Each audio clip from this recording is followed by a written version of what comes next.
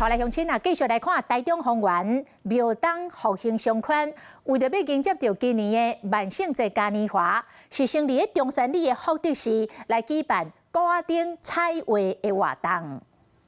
参加乡亲拿水彩笔、温色料伫高仔顶的画图，画人较写实，囡仔当然是较古朴的画风。大家自由的创作，拢是为了丰原庙东复兴商圈的斗老人。很有趣，很有趣哦，真的错呀！就我看到自己的画的东西，对，可以让大家一起观赏。感觉很好啊，小朋友应该会很开心。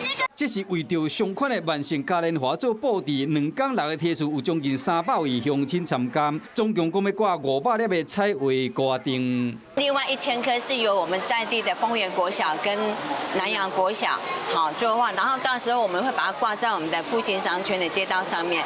彩绘艺术都是为了延伸万圣节，然后可以吊在上面，也增加整个复兴路的光彩。 参加乡亲会当翕相传到卖奖页，参加人气王的比赛，时到会选出前3名，加6位加总。Hello， 我是蒋欣梅，想要抢先掌握最及时的新闻资讯吗？赶快订阅、按赞、开启小铃铛，锁定华视新闻 YouTube 频道。